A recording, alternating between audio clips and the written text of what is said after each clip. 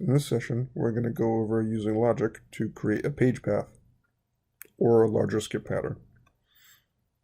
Currently in the Build and Edit tool, on the question tree, you can see that I have 5 questions in total with some logic. These are both terms, but I'm going to click on the bottom left-hand side, very first button on the bottom of the question tree. I'm going to add logic block, and I'm going to place it after section 1, page 1. Click add. So now you'll see I have a logic block page here. I can add a block, but let's talk about what we're going to do first as an example. So Q1 is a gender question. It's just a select one, so it's punches 1 or 2. So if I want to skip anybody who is a male to Q4, I do not want to go into each individual question in between and add a skip or display logic. You can if you want to, but you can do it all in one place at one time. So if there's ever any changes, you'll be able to just update to one location and then you're done, instead of having to go into multiple.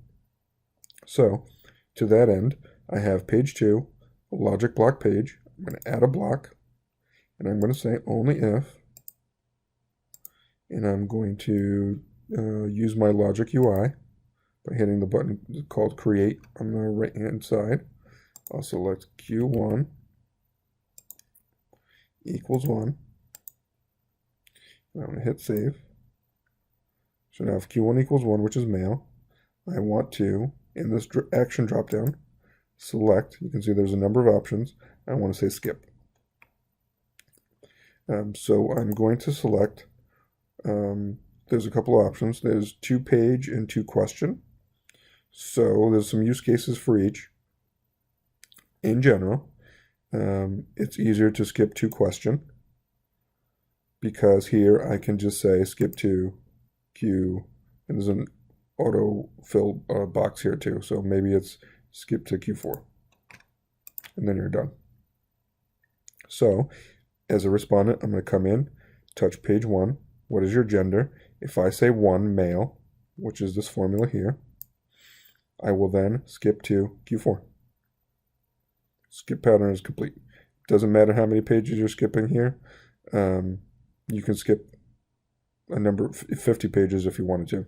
So, and that's absolutely fine. If, for example,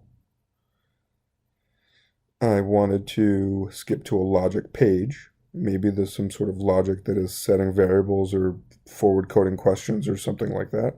That's the use case in which you would select the 2 page instead, because you would want to land on, let me even use this as an example, land on page 4, because I don't want the stuff in between to happen.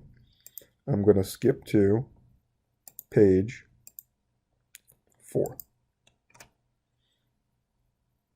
So I'm skipping to page 4 because that's a logic page and it has no question associated. So I want all the items on this page to execute.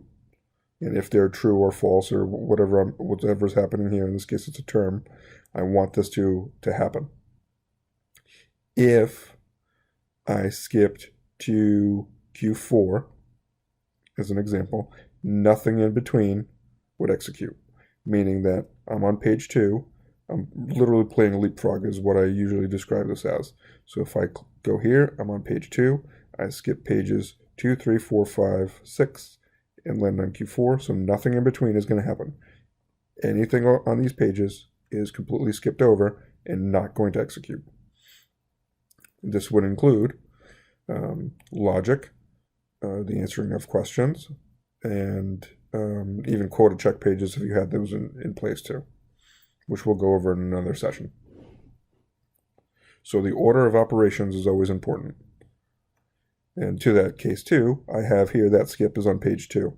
If I needed a term to happen first, I would need that to go in the proper area first.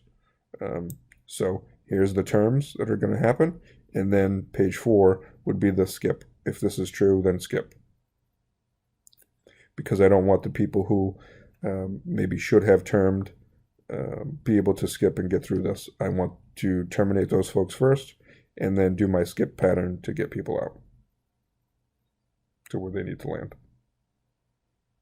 And that is how to use logic to create page paths or skips.